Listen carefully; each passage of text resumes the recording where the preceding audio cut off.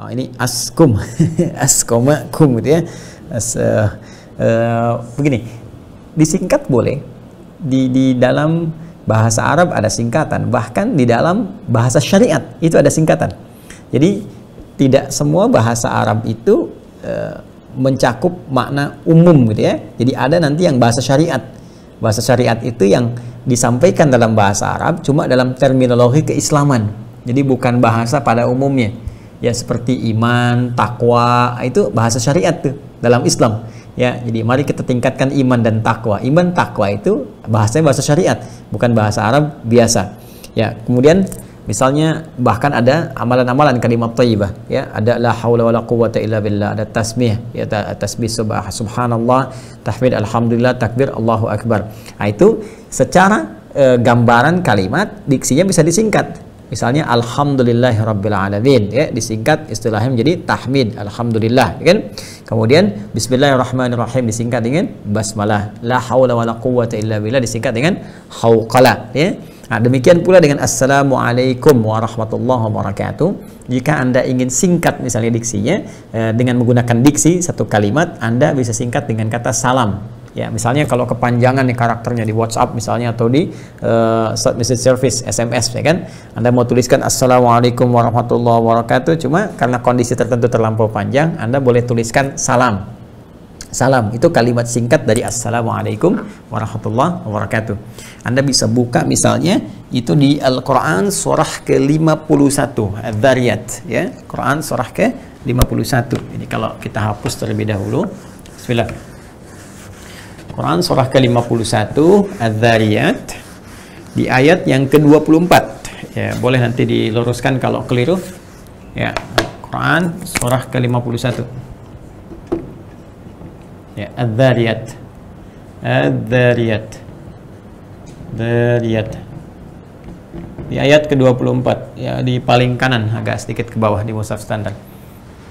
Hal ataka hadithu dhaif Ibrahim al-mukramin idh dakhalu alaihi faqalu salama qala salam qaumun munkarun.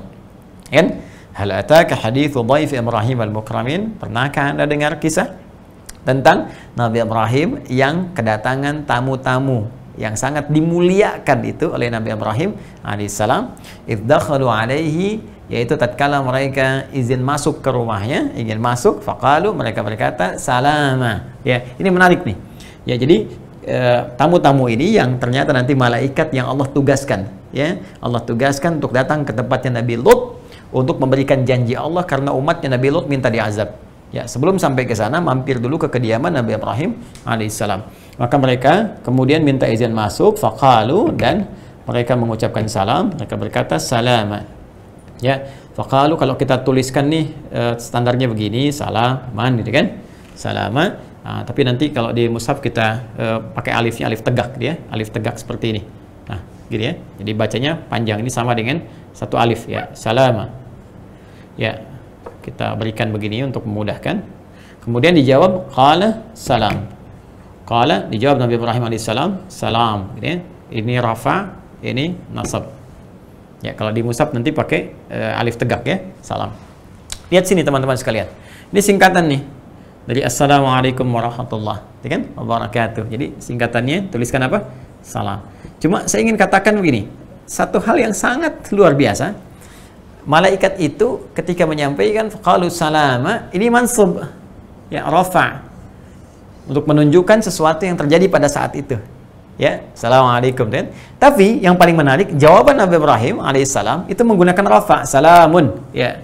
Sedangkan rafa itu sifatnya itu progresif terus, ya, untuk menunjukkan isbat sesuatu yang tetap tapi mustamir, berlangsung terus, ya. Jadi saya mau katakan begini, Anda mendoakan, salam itu kan doa supaya selamat, supaya damai, supaya tentram. Mana yang paling utama, mana yang paling istimewa, ya, yang lebih unggul? Apakah memberikan terbatas satu tempat saja, atau memberikan doa ini, memberikan dorongan kebaikan ini bukan hanya pada saat itu tapi berharap seterusnya diberikan seperti itu? Ya, tentu yang kedua kan, nah, dalam bentuk rafa. Nah, ini yang menunjukkan bagaimana mulianya Nabi Ibrahim alaihissalam senantiasa membalas sesuatu lebih baik dari apa yang diberikan. Karena itu dari kaidah ini pun Nabi SAW sebagai cucu keturunan dari Nabi Ibrahim alaihissalam, dari Sayyidina Ismail alaihissalam, ya dari jalur Sayyidina Ismail alaihissalam, maka beliau pun memberikan gambaran kepada kita untuk membalas jawaban salam itu lebih baik daripada orang yang mengucapkannya. Ya, karena itu turun kemudian anjuran di Quran surah keempat di surah An-Nisa. Ya, An-Nisa di ayat ke-86, ayat 86. Ya. Allah memberikan kemudian gambaran wa idza hayyitum bi tahiyyatin fahayyu bi ahsana minha aw radduha. Maka jika Anda diberikan satu penghormatan. Jadi salam ini ucapan penghormatan. Ya, beda antara selamat di bahasa Indonesia dengan salam, ya. Salamah dalam bahasa Arab. Kalau salam dalam bahasa Arab, ya, itu bukan selamat dalam pengertian bahasa Indonesia. Ya, ingat ya. Ya, ini lebih kepada doa, ya. Jadi doa lebih kepada tahiyat namanya. Tahiyat itu penghormatan. Ya, tahiyat itu penghormatan. Jadi salam itu lebih kepada sifat penghormatan. Jadi jika Anda diberikan penghormatan, ya diberikan kemudian sapaan-sapaan berupa penghormatan, kata Allah, maka balas dengan yang lebih baik. Ya, fahayyu bi ahsana minha, maka balas penghormatan itu dengan yang lebih baik. Jadi kalau diucapkan assalamualaikum, jawab waalaikumsalam warahmatullah. Diucapkan assalamualaikum warahmatullah, jawab waalaikumsalam warahmatullah wabarakatuh. Ya, auradduha, atau kalau tak mampu itu tak hafal, jawab yang semisalnya. Assalamualaikum, waalaikumsalam. Itu kemudian setara, itu paling minimal standarnya. Tapi sunnahnya lebih baik dibandingkan dengan itu. Jadi hukum menyampaikan salam sunnah, menjawabnya wajib, dan lebih utama menjawab dari yang wajib itu, sunnah utamanya lebih lengkap dari yang menyampaikannya. Maka ini yang dicontohkan langsung Nabi Ibrahim alaihissalam. Ketika ini menggunakan nasab salama, ini menggunakan rafa sebagai keutamaannya.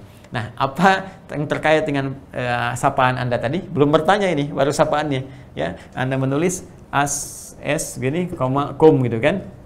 Nah, jadi kalau mau disingkat, saya sih sarankan lebih baik Anda menyingkat dengan salam misalnya begini, kan? Nah, ini singkatannya ada di Al-Quran, surahnya tadi saya sampaikan.